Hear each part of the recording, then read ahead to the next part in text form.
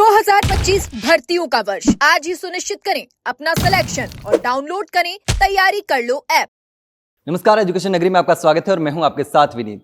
जैसा कि हमने पिछली बार राजस्थान कर्मचारी चयन बोर्ड के अध्यक्ष मेजर जनरल आलोक राज जी का इंटरव्यू किया था और वो इंटरव्यू आप सभी लोगों ने देखा, सभी सवालों के जवाब मिले थे और एक बार फिर से कई अभ्यर्थियों के मेरे पास सवाल आ रहे थे कि आलोक राज जी सर से पूछना कि इसमें क्या होगा। पीटीआई को लेकर भी सवाल आ रहे थे, तो अभी हमारे साथ मौजूद हैं आलोक राज जी सर और उनसे हम बात करेंगे कि सभी भर्तियों को लेकर, चाहे पशु परिचर को लेकर भी लगातार सवाल आ रहे हैं। पिछली बार भी हमने पूछा था, फिर रीट का 1 गुना परिणाम जारी करने की भी मांग है। पीटीआई भर्ती को लेकर भी लगातार सवाल आ रहे थे। तो सर, सबसे पहले तो आपका बहुत बहुत स्वागत है।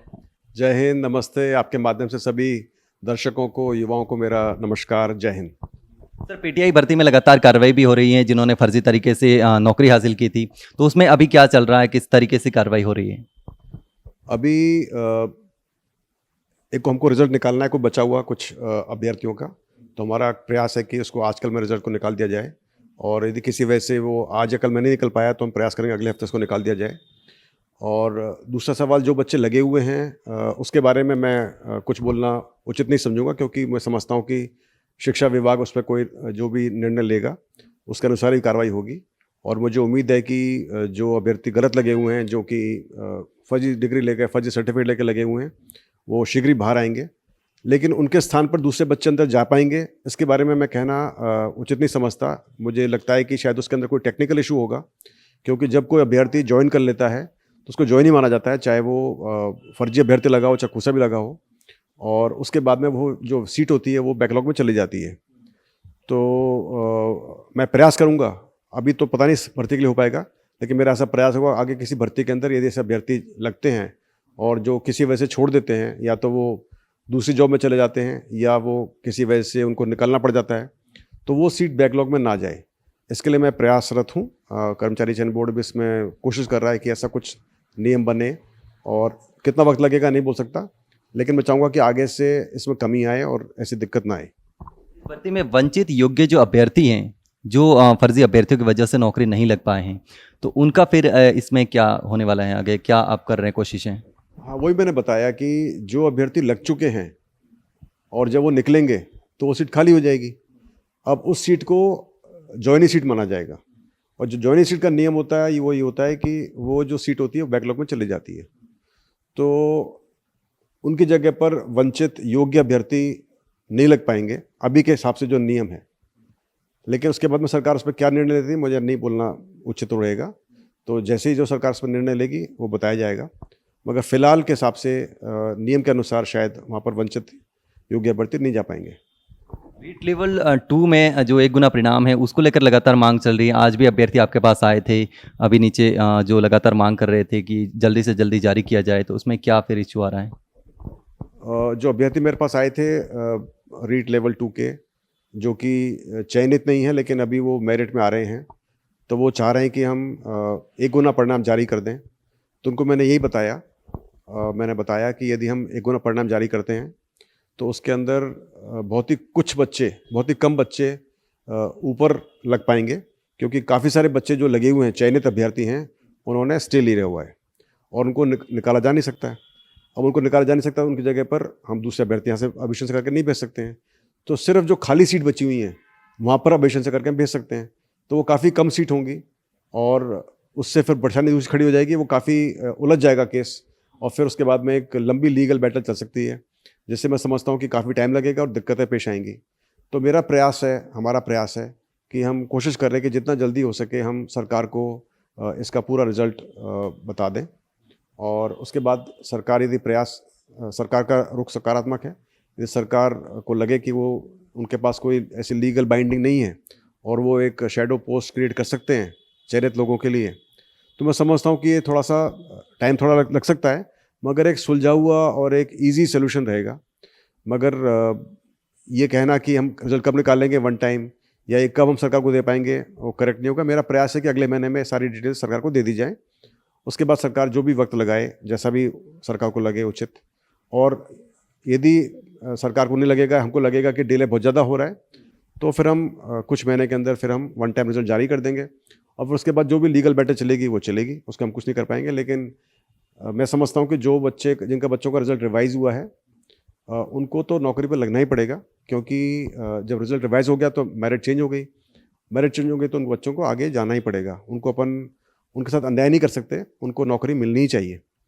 तो लेकिन हमारा फिर भी प्रयास है कि जो चयनित अभ्यर्थी हैं, जो भी कमी रही बोर्ड की तरफ से कि वो रिजल्ट पहले को डिक्लेयर हुआ, आंसर दूसरे डिक्लेयर हुए, उसमें उनको काफ़ी वो सेलेक्ट हो गए और काफ़ी टाइम से वो सर्विस में हैं, तो वो भी एक पीड़ित पक्ष है। और हमारा ये प्रयास है कि दोनों जो पक्ष हैं उनको दोनों को न्याय मिले। लेकिन ये कैसे हो पाएगा इसके बारे में बहुत ज़्यादा नहीं बोल पाऊंगा, सवाई जो मैंने बताया इसके। शैडो पोस्ट में लगातार विधायक भी सीएम को पत्र लिख रहे हैं और अभ्यर्थी भी मांग कर रहे हैं, तो इसमें क्या कुछ संभव है? जैसे मैंने बताया कि इसके बारे में ये निर्णय सरकार का ही होता है, और सरकार की भी काफ़ी सारी इसमें मजबूरियाँ होती हैं। उनको भी देखना पड़ता है कि क्या ये टेक्निकली फीजिबल है, क्या ये लीगली करेक्ट है, क्योंकि सिर्फ सरकार को एक भर्ती देखनी नहीं होती है। सिर्फ उनके पास L2 का ही भर्ती का जिम्मा नहीं है, सरकार के पास बहुत सारी भर्तियाँ हैं। इससे पहले LSA भर्ती के अंदर कुछ अभ्यर्थी, जैसे मेरे ख्याल से 42 अभ्यर्थी थे जो कि जॉब से निकले थे, और बाकी नए 42 को लगाया गया था। तो वो अभ्यर्थी भी फिर सरकार के पास जा सकते हैं। तो सरकार को बड़ा सोच समझ कर इस पर कदम उठाना पड़ेगा। और सभी, चूंकि ये पॉलिसी डिसीजन होगा, तो मैं समझता हूँ कि सरकार इस पर गहन विचार करके और फिर ये निर्णय लेगी, और पूरा लीगल इसका जो एडवाइस लेकर फिर करेगी, और जो भी निर्णय होगा राज्य के हित में होगा, युवाओं के हित में होगा। LDC में DV को लेकर कब तक DV करवाने का प्लान है? देखिए, LDC के बारे में जो DV का प्लान वो विभाग ही बता सकता है। हमने हमारी तरफ से परीक्षा परिणाम निकालने के बाद में वो परिणाम भिजवा दिया गया था, और अभी उसका एग्जैक्ट डेट हमको पता भी नहीं है। लेकिन मैं समझता हूँ कि जल्दी ही विभाग इस पर निर्णय लेगा, और अभी ये भी पता नहीं कौन सा विभाग करेगा। मुझे कुछ सुनने में आया था शायद शिक्षा विभाग इस पर DV करवाए, लेकिन ये मुझे कंफर्म न्यूज़ नहीं है। लेकिन जैसे हमको पता लगेगा हम इसके बारे में बता देंगे, उसको ट्वीट कर देंगे, बच्चों को बता देंगे। स्टेनोग्राफर में हाल ही में टाइपिंग का जो एग्ज़ाम हुआ था, उसमें आवाज़ को लेकर कई अभ्यर्थियों की शिकायतें थी कि कुछ अभ्यर्थियों को तो वापस दोबारा एग्ज़ाम करवाया, लेकिन एक जो अभ्यर्थी सेक्शन में थे उनका एग्ज़ाम दोबारा नहीं करवाया था, तो उसको लेकर आपसे शिकायत भी करी थी। जी, जो स्टेनो की परीक्षा हुई थी 19 और 20 मार्च को, उसमें पहले दिन यानी 19 मार्च को 3 पारियों में परीक्षा होनी थी। जो पहले 2 पारियों की परीक्षा बहुत शांतिपूर्वक संपन्न हो गई थी, उसमें कोई दिक्कत नहीं हुई थी। तीसरी पारी के अंदर जो 2 ब्लॉक थे वहाँ पर परीक्षा हो गई थी और बच्चे चले गए थे। जो तीसरा ब्लॉक था जहाँ पर कि कुछ बच्चों को लगा कि काफ़ी डिस्टर्बेंस हुआ, उनको आवाज़ सुनाई नहीं दी, और उससे काफ़ी वो उनका शब्द मिस हो गए। और उसके बाद में फिर जब तक मैं वहाँ पहुँचा तब तक काफ़ी वक्त ज़ाया हो चुका था, लगभग पौन घंटा 1 घंटा हो चुका था डिक्टेशन दिए जाने के बाद में। तो फिर उनको यदि हम और ज़्यादा टाइम, मतलब हमको दोबारा उसी परीक्षा को कराते तो वो सही नहीं रहता, क्योंकि उससे उन बच्चों को एक एडवांटेज मिल जाता कि डिक्टेशन के बाद में हम सिर्फ 10 मिनट देते हैं, इन बच्चों को लगभग 1 घंटा मिल गया था। तो उसी वजह से हमने निर्णय लिया कि इसको हम दोबारा कराएंगे, और सिर्फ उस ब्लॉक में डिक्टेशन दोबारा दिया गया और दोबारा परीक्षा करा गई, और वो एक फ्रेश पैराग्राफ था, नया पैराग्राफ था। इससे उन बच्चों को कोई भी एडवांटेज नहीं मिला और उनकी परीक्षा हो गई। लेकिन जो बाकी जो दूसरे ब्लॉक के बच्चे थे, जब उनको बाद में पता लगा कि इस वाले ब्लॉक के अंदर दोबारा परीक्षा कराई गई है, तो उनको लगा कि हमारी भी हो सकती है, क्योंकि हमको भी कई सारे शब्द सुनाई नहीं दिए। तो उनका इस तरह से एक एलिगेशन है कि उनको लगभग 150 से 200 शब्द सुनाई नहीं दिए, और उसकी वजह से उनकी परीक्षा भी दोबारा होनी चाहिए, ऐसा मुझको उन्होंने ज्ञापन दिया और बातचीत भी की। और उनको मैंने बताया, आश्वासन भी दिया कि हम इसके अंदर जाँच करेंगे। और चूँकि ये एक टेक्निकल सा इशू है, क्योंकि जो शब्द बच्चों ने बोले हैं, जो शब्द डिक्टेशन में दिए गए हैं, तो ऐसा नहीं हो सकता कि वो शब्द 2 को सुनाई दे, 2 को नहीं सुनाई दे, क्योंकि जो कमरे में बैठे होते हैं बच्चे, वो तो शब्दों को लिखते हैं। तो यदि कोई शब्द बोला गया है और वो शब्द बिल्कुल सुनाई दिया, किसी ने उसको लिखा ही नहीं है, तो बिल्कुल सही बात है कि नहीं सुनाई दी है। और बात हो रही है 150-200 शब्दों की, तो वो जाँच अभी चल रही है, ये टेक्निकल जाँच हो रही है इसकी, कि जो शब्द बोले गए थे क्या वो बच्चों ने सुने थे कि नहीं सुने थे, और यदि 30% ने सुने, 40% ने सुने, तो बाकी बच्चों ने क्यों नहीं सुने। तो इसकी जांच अभी चल रही है, तो उसमें थोड़ा वक्त लगेगा, और जैसे ही इसके अंदर हमको टेक्निकल इनपुट्स पूरे मिल जाएंगे तो फिर हम निर्णय लेंगे, बताएंगे कि परीक्षा दोबारा करानी है कि नहीं करानी है, कि क्या इसका होगा। सूचना सहायक भर्ती में क्या अपडेट है, कुछ हुआ है? सूचना सहायक भर्ती, जैसे आपको मालूम है कि ये माननीय कोर्ट के अधीन चल रही है। उसका जो DV का रिपोर्ट हमारे पास ऑलरेडी आ चुका है DOIT से, अभी शायद पिछले हफ्ते आ गया था। लेकिन अभी इसकी जो तारीख है, मेरे ख्याल से शायद 4 की मैंने सुना था, 4 अप्रैल की तारीख है जो नेक्स्ट हियरिंग है। इससे पहले 2-3 बार जब हियरिंग हुई थी तो वो उस किसी न किसी वजह से जज साहब वहाँ पर शायद नहीं आ पाए थे या उनको नहीं आना जा चले गए थे या वो हियरिंग नहीं हो पाई किसी भी कारणवश से। तो हमारा प्रयास था, हमने मेंशन भी करवाया था कोर्ट के अंदर, लेकिन किसी वजह से वो मुकम्मल नहीं हो पाया। हमारा अभी भी प्रयास है कि 4 तारीख को जब हियरिंग होती है तो उसका शीघ्रता उसकी हियरिंग मतलब उसका अर्ली मेंशन हो जाए और वो हियरिंग पूरी हो सके और जो भी माननीय न्यायालय उस पर आदेश दे वो उसका पालना हो सके। तो हमारा यही प्रयास है कि चूंकि ये कोर्ट में होती है तो कोर्ट के अंदर हमारा कोई भी इसमें दखलंदाजी नहीं हो सकती है। जब तक कोर्ट से क्लियर नहीं होगा केस तब तक हम आगे नहीं बढ़ सकते। कोर्ट के क्लियर होने के बाद ही फिर हम आगे बढ़ पाएंगे। तो इसको थोड़ा हमको सब्र रखना पड़ेगा और इसमें बहुत ज़्यादा कुछ नहीं कर सकते सिवाय इसके कि हम हमारी तरफ से पूरा प्रयास करते रहें कि हमारे जो वकील हैं AAG साहब हैं वहाँ पर हाजिर हों, पूरा अच्छे से जिरह करें, मजबूती से पैरवी करें केस की, और जब भी कभी कोई तारीख मिले जल्दी कराने की कोशिश करें, वो हम कार्रवाई कर रहे हैं। पशु परिचर भर्ती में क्या अपडेट है? पशु परिचर भर्ती में कोई अपडेट नहीं है। आपको जैसे बता रखा है, मैंने तो पहले ही बता रखा है कि 3 अप्रैल तक इसका रिजल्ट निकलेगा, जो डेट हमने दी थी। तो उसके बाद हमारा प्रयास है कि 3 अप्रैल से पहले इसका रिजल्ट निकाल दिया जाए, और डिले होगी तो शायद 1-2 दिन की डिले होगी, लेकिन वो भी हम प्रयास करेंगे कि ना हो। लेकिन मुझे लगता है क्योंकि बीच में छुट्टियां काफ़ी आ रही हैं, उन छुट्टियों की वजह से कई बार अवेलेबिलिटी भी नहीं होती है बोर्ड के मेंबर्स की, और किसी न किसी कारण की वजह से वो अवेलेबल नहीं होने की वजह से हम बोर्ड मीटिंग नहीं कर पाते हैं।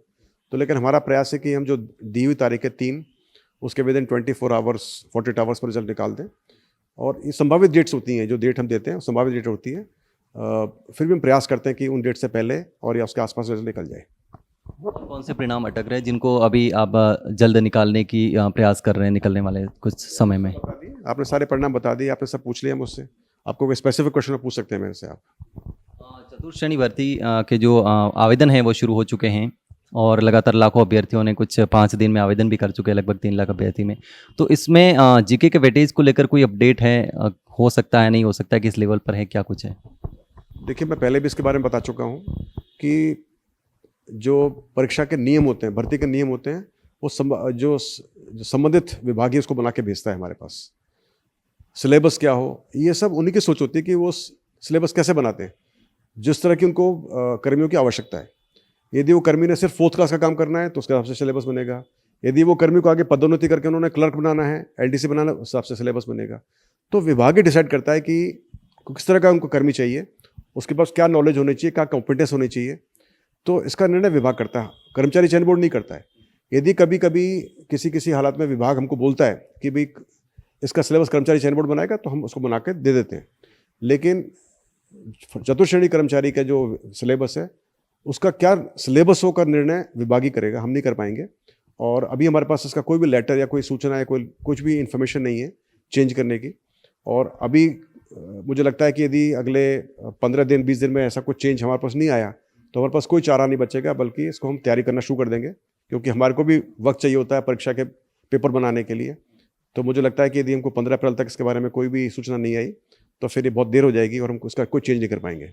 जीके का वेटेज कम ज़्यादा करना ये विभाग का निर्णय होगा, उनको डिसाइड करना पड़ेगा कितना कम करना, कितना ज़्यादा करना है। हमें कोई दिक्कत नहीं ज़्यादा करने में, क्योंकि हमारे को जैसा मिलेगा हम वैसा वैसा बना के दे देंगे। तो अभी जैसे कि कांस्टेबल के पदों पर भी भर्ती होने वाली है, टीचर के पदों पर भी होने वाली है, सरकार ने घोषणा की है, तो विभाग की तरफ से क्या कुछ तैयारियां चल रही है आने वाली भर्तियों को लेकर, परीक्षा करवाने को लेकर के? नहीं, अभी सबसे पहले हमारे पास जेल प्रहरी की परीक्षा की तैयारी है। 12 अप्रैल को परीक्षा है और वो परीक्षा 2 पारियों में होगी। इसको हम 39 यानी 39 जिलों में कराने के प्रयास कर रहे हैं। और मुझे लगता है कि लगभग हमने प्रयास किया कि सभी जिले के अभ्यर्थियों को उनके जिले, गृह जिले में या उसके अगल बगल के जो नज़दीक के जो जिले में, उनमें हमने एडजस्ट करने का प्रयास किया है। सिवाय सीकर के, जहाँ की काफ़ी ज़्यादा, लगभग मुझे एग्जैक्ट याद नहीं, लेकिन मेरे 40,000 बच्चे सीकर जिले के ही हैं जिनको हम एडजस्ट नहीं कर पा रहे हैं। तो हमने काफ़ी कोशिश की कि उनको हमने जयपुर में और नज़दीक के ज़िलों में प्रयास किया है, लेकिन उसके बावजूद भी शायद उनके करीबन 10 या 20,000 बच्चों को बाहर दूसरे ज़िलों में जाना पड़ेगा, दूर होंगे। तो उसके लिए मैं आपसे पहले से ही मैं क्षमा बोलता हूँ, क्योंकि मेरे पास कोई सोल्यूशन नहीं है। हमने लेकिन प्रयास किया, बाकी सब बच्चों को हमने एडजस्ट करने का प्रयास किया है। तो ये हमारे साथ मौजूद थे राजस्थान कर्मचारी चयन बोर्ड के अध्यक्ष मेजर जनरल आलोक राज, जिन्होंने आपके लगभग सभी सवालों के जवाब दे दिए हैं। आपने जो सवाल पूछे थे वो सभी सवाल हमने पूछ लिए हैं और सभी सवालों के जवाब भी आपको लगभग जो आपको कंफ्यूजन में थे जिसको लेकर के, वो सभी सवालों के जवाब आपको मिल गए। फिलहाल के लिए इतना ही, जल्द मिलते हैं एक नई जानकारी के साथ। तब तक के लिए नमस्कार।